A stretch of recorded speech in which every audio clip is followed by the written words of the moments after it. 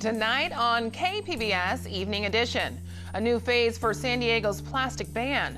See how restaurants and other businesses will have to change the way they package food. And San Diego's tent shelters have been in place for more than a year. But how much longer? New questions over how the city will continue to pay for them. It kind of changes the standard of, us just being another statistic, because it shows that we can do more than what we are given. More than a measure of academics. Soon the SAT will also measure adversity. How the new score could change the path to college. I don't know that you can actually describe. That's that magic.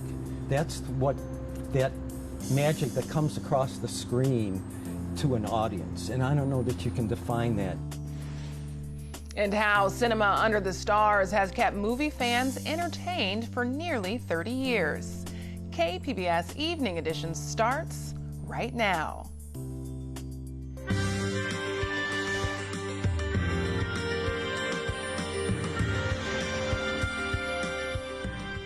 Good evening. It's Thursday, May 23rd. Thanks for joining us. I'm Ebony Monet. Tomorrow, the second phase of San Diego's plastic foam ban goes into effect.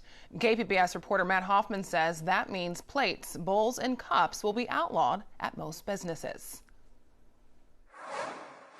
I'm eating lunch out of a plastic foam container commonly referred to as styrofoam. Now, you'll see these all over San Diego at different restaurants, but the city says they're not biodegradable, so they're telling businesses that these are off the table.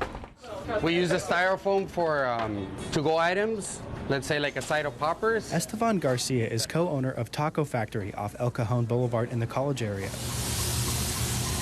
He uses plastic foam containers for some to-go orders. We use it a lot. Use about 100 a day. Garcia says he pays around 30 cents per container now, but paper ones are almost 4 times as expensive. The paper one of these will run up about $1, $1.20.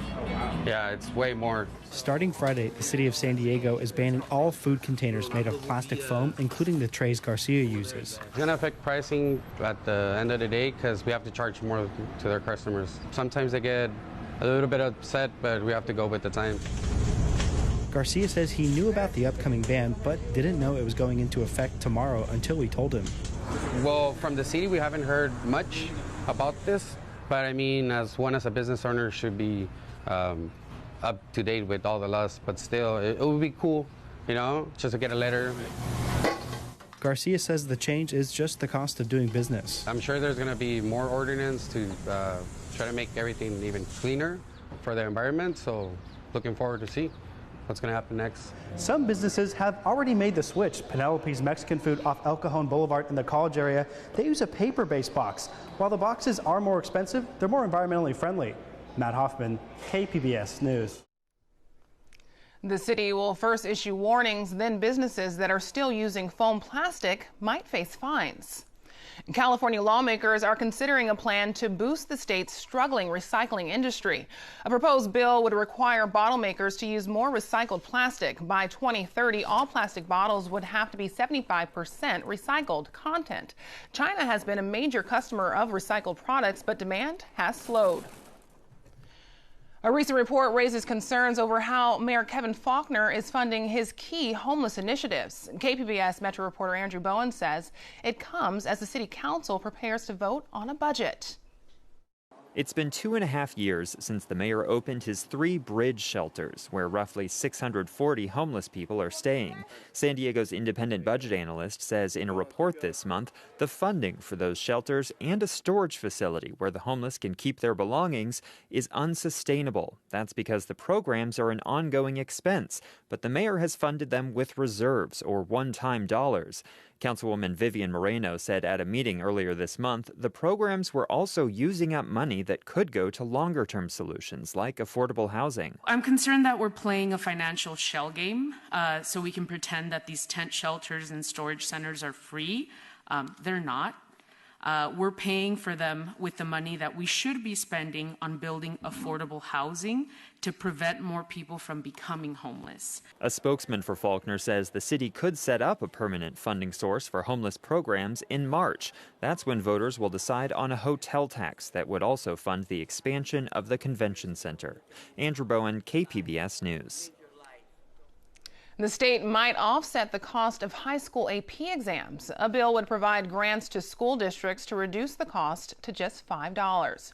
Right now, students pay nearly $100. If passed, the test allows students to earn college credit. Supporters say it will encourage more students to take classes that will prepare them for college. Many colleges will get more than SAT scores to determine next year's incoming freshman class. KPBS reporter Priya Sridhar explains how a new score will give schools more context about a student's background. We're going to just simply go down the list of the terms. It's 6 p.m. on a school night in City Heights, but for many of the students here, the learning is just beginning. They're part of a program called Reality Changers that targets low-income students who might be the first in their families to attend college. Angel Rios is a junior at Lincoln High School. My mother never really made it to college or past the high school level of education. She never really pushed me to achieve or seek a higher education. Once a week, 175 8th to 11th graders meet to get standardized test prep, tutoring, and classes that help them with admissions essays and financial aid applications.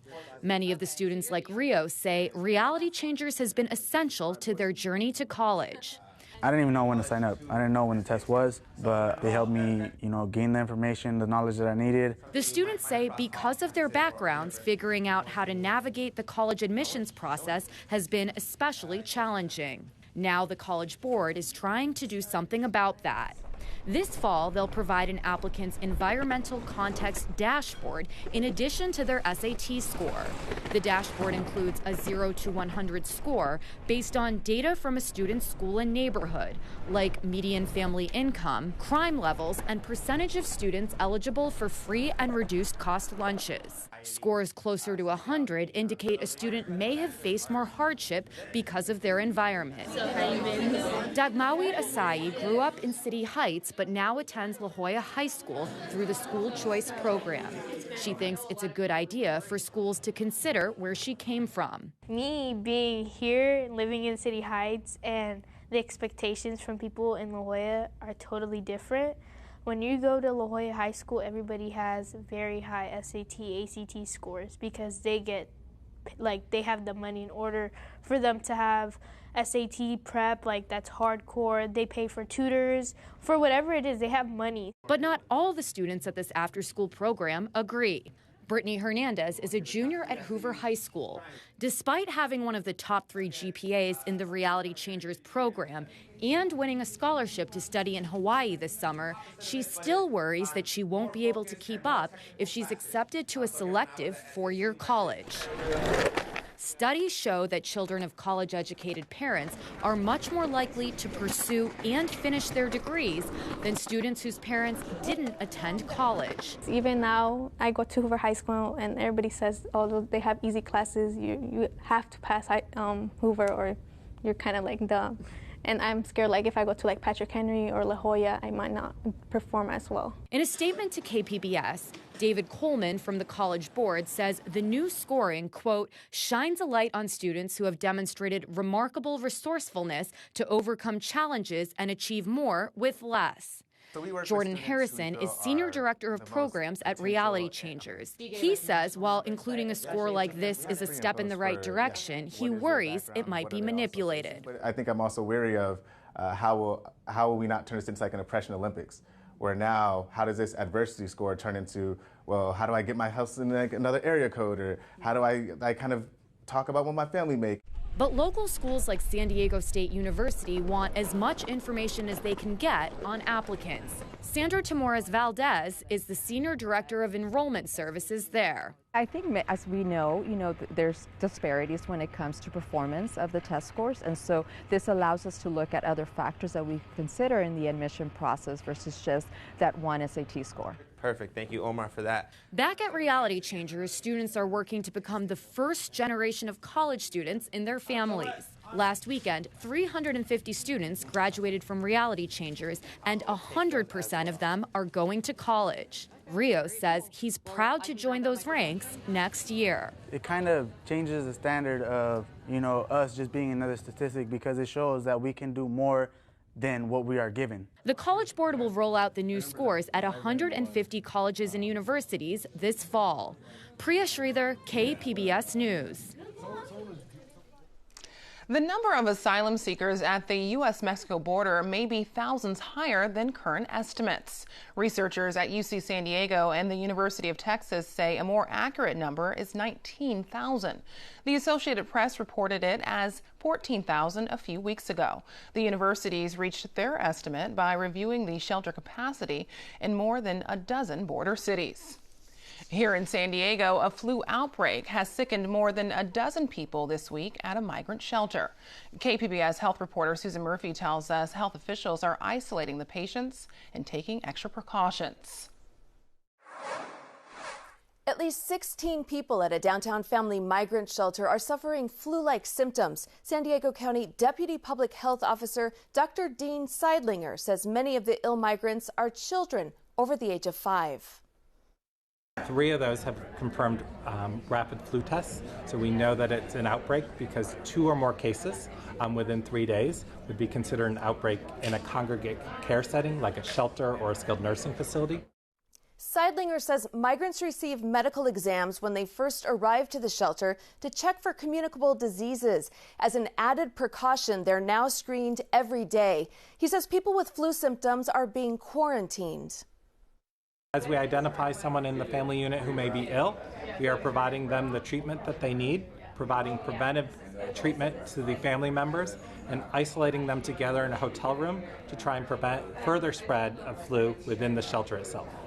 He says all of the flu patients arrived to San Diego from border processing centers in Texas, where the Border Patrol is struggling to keep up with large numbers of Central American families that are reaching the U.S. border. The individuals who have arrived in San Diego from Texas are flown by the federal government aboard planes, and again, the individuals who presented with influenza-like illness, including the folks who have confirmed flu, have all arrived by plane from Texas. It is unclear if any of the patients came into contact with a 16-year-old Guatemalan boy who died of flu in custody in McAllen, Texas earlier this week. Seidlinger says the migrants are not mixing with the general population, so there are no risks to the public. Susan Murphy, KPBS News.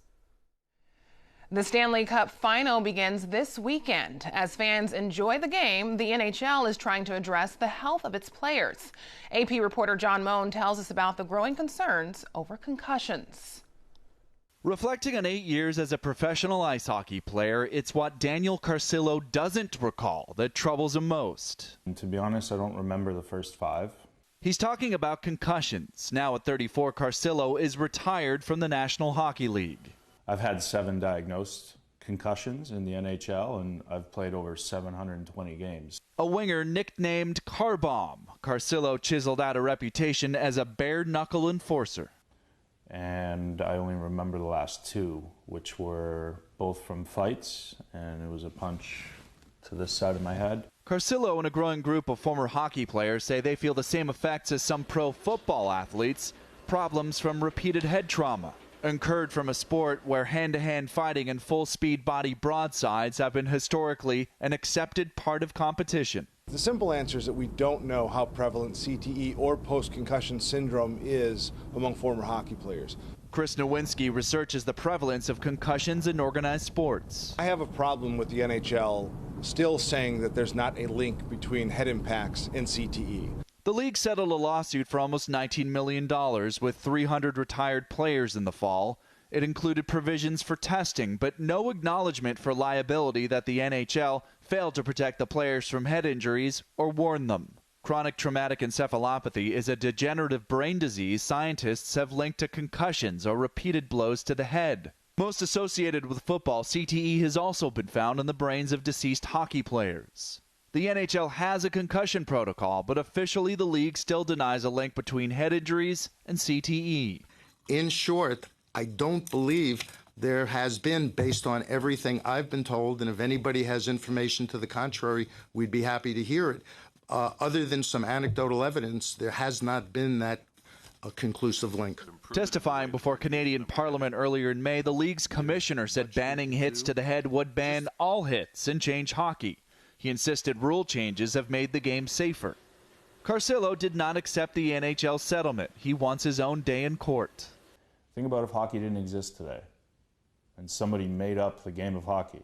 Are you going to include bare knuckle boxing and full-on collisions at 35 miles an hour and goalie helmets that have never been tested? And are you going to include that sort of stuff? Probably not. He's out of the sport, but seeking to change the game and how the league treats concussions. John Moan, Associated Press. I'm Judy Woodruff. Tonight on the NewsHour, with both flooding and trade crises at hand, President Trump unveils another aid package to offset losses for U.S. farmers. Coming up at 7 after Evening Edition on KPBS. Facebook says it's removing even more fake and offensive content. A new report from the company details its enforcement from October through March. 3 billion fake accounts were removed. That's double the number removed during the previous 6 months. During the same time, 7 million posts were removed for violating rules such as hate speech. RottenTomato is rolling out a new way to verify movie reviews. Starting this weekend, the website will post a verified badge next to a user's review. The badge will be earned if the reviewer purchased a ticket through Fandango, which is also the website's parent company. RottenTomato has had problems with people posting negative scores for movies even before they're released. Summer signals outdoor movies in many communities. But thanks to San Diego's typically warm climate, outdoor cinema can be enjoyed year-round.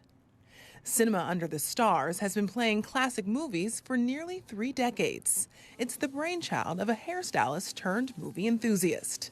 So my name is Doug Yeagley. I'm the owner of Cinema Under the Stars, the outdoor movie theater that's been in San Diego for 28 years. It's more intimate. We actually laugh, look at you in the eyes, have fun with you as you're getting your tickets and seat.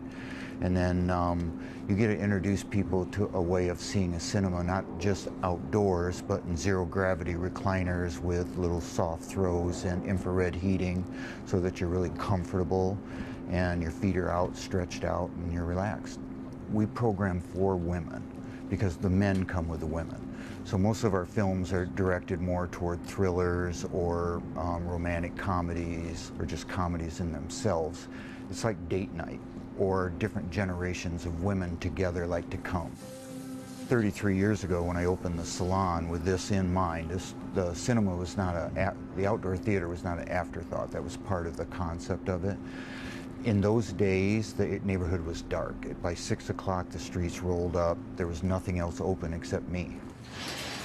So it was up to us to create people to come and create a destination. Now, the baby carriages replace the walkers, and there's 5 or 6 really good restaurants here, which creates people coming into the area, and now we actually have a street traffic, where before we had none. In the beginning, we used to do a lot of films that were film noirs, 40s films, things like of that nature, and as time goes by, 1999 now is a 20-year-old classic. Ralph and I together create the schedule because we try to think about what our clientele is and how we want to position it, but he's the one that knows the film. He loves, eats, breathes movies. We open each screening with the banging of the gong. My name is Ralph DeLauro, and I am a program director, film exhibitor. We've been doing this since 1991, so there are a certain number of films that have worked all the time. There's about a handful, things like The Princess Bride, The Big Lebowski, Casablanca, Roman Holiday. So they are shown every year until the audiences let us know that they're no longer interested. So there are certain, about 6 or 7 standards that we play every year. Then there are films that we found that worked over the years that we rotate maybe every 3 years or so. And then every year we like to introduce maybe about 20% of the season schedule devoted to films that we've never screened before, because we're always looking to expand the audience. And for me, that means you're always trying to attract the next generations of people. To me, an evening here, it's magical and romantical. And I think you realize that magic is a very fragile component. But that, I think, it's magical, it's romantical. I think it's unique, and I think you leave with a smile on your face. Really, showing films is just a cheap excuse to bring people together. And if it takes film to do that, I'm all for it. You're outdoors in San Diego. And if you can't do it outdoors here, where can you do it? Tonight in San Diego, we're looking at partly cloudy skies, saying goodbye to the wet weather and dropping down to 57. Now, wet weather will return to the forecast as we head into the weekend, and we'll get to that in just a second. But as we talk about tonight, across the region, we're dropping down to 51 in Oceanside and cooling down to 57 in Borrego Springs, 39 in Mount Laguna, and some clouds going to be grazing across Mount Laguna, a bit clearer as you head into Borrego Springs. Friday comes along, we're going to be watching out for our trough. That is going to continue to bring a cool feel to California. And there will be some waves of instability, some low pressures coming into the picture as well for this weekend into the southwest. That's going to set the stage for showers into Nevada, California, even out towards Utah. The further east you go, that's where we have the warmer air. 86 in Borrego Springs for tomorrow, 58 in Mount Laguna, in the upper 60s for Oceanside, and topping off at 68 in San Diego. Getting some sun, but clouds still available to us. And then Saturday comes along and cool conditions at the coast. We start to notice our next disturbance marching from the north, and that will bring in that cooler air as well as the instability, leading to a bit more cloud cover and shower activity as we head into your Sunday. Now, high pressure back to our east there. So if you're headed out towards Nevada or Utah, it's dry. And once again, even further to the south and east out to Arizona, very warm. Overall, the pattern across the country, we continue to watch waves of energy come into the southwest, bringing in the moisture, and then pressing further to the east, allowing for some thunderstorms to roar into the midsection of the country and even out to the northeast. So if you have any travel plans, be sure to check in with your airline. We are going to be looking at our temperatures remaining pretty similar at the coast. So not any big temperature swings at the coast, but Sundays when you have that shower potential, and a tad bit cool Monday, a bit of a breeze. And then as we head inland areas, 71 for Friday, 69 on Saturday, and then into the lower 60s on Sunday with that cool air maintaining itself for Monday. Tuesday comes around, you're warmer with a high of 73 and partly sunny skies. And out to the deserts, we're in the 80s today, as well as Saturday, cooler air Sunday, and then we'll be trying to warm back up into Tuesday, and we'll also be noticing a cooling trend out towards the mountains Sunday and Monday with temperatures only in the 40s and a chance for a shower. Reporting for KPBS News, I'm your meteorologist, Dajia Swad. Back to you. Memorial Day weekend includes music from Game of Thrones and a new take on Jane Austen. KPBS arts editor Nina Guerin has details on what's happening around San Diego. You can expect period costumes and romantic language in Signet's Pride and Prejudice, but you should also be prepared for cheer routines and Cyndi Lauper music. Signet Theater stages a new adaptation of the Jane Austen classic, one that's original and hilarious, but that also examines social and gender issues through a modern perspective. At the heart is still the romance between Elizabeth and Darcy, and the struggle to get all 5 Bennet sisters married off. But in this version, the actors play more than one character, so you'll see a bearded Charlotte Lucas and a Mr. Bingley who serves double duty as Mary Bennet. You really have to see it to appreciate it all, and tickets for this are going fast. Does the next Broadway star come from San Diego? Find out as the top contenders showcase their talents at the Broadway San Diego High School Awards. This annual competition brings together San Diego's top high school musical theater actors, performing hits from musicals like The Addams Family, Freaky Friday, Les Mis, and more. Be in the audience as the students are scored live, and the top 2 earn a trip to New York, where they'll compete in the National Jimmy Awards, a competition that leads many to Broadway careers. The 26th annual San Diego Jewish Arts Festival is a celebration of dance, theater, and music that kicks off this weekend and continues through July. Other festival highlights include nights devoted to Bob Dylan and Leonard Cohen music, a new original play by Herbert Siguenza, a Jews and the Blues Summit, and much more. And this just in, if you're having Game of Thrones withdrawals, you'll want to head to Balboa Park on Sunday. San Diego civic organist Raul Prieto Ramirez has put together an extended medley of music from the epic HBO series. Relive your Game of Thrones memories through the sounds of the Grand Spreckles organ. For KPBS Arts, I'm Nina Guerin. Now here's a recap of tonight's top stories. Change is coming tomorrow to the way restaurants and other businesses serve food. The city's ban on plastic foam containers will take effect. Plates, bowls, and cups will need to be paper products. The city will give written warnings to violators before issuing fines. The funding plan for the city's homeless tent shelters are unsustainable. That's according to an independent review of the city's budget. The tents are paid for with money intended for single-time expenses. Mayor Kevin Faulkner says next year's vote on the convention center expansion could provide long-term funding. The state might offset the cost of high school AP exams. A bill would provide grants to school districts to reduce the cost of AP test to just $5. Right now, students must pay nearly $100. The test gives students an opportunity to earn college credit.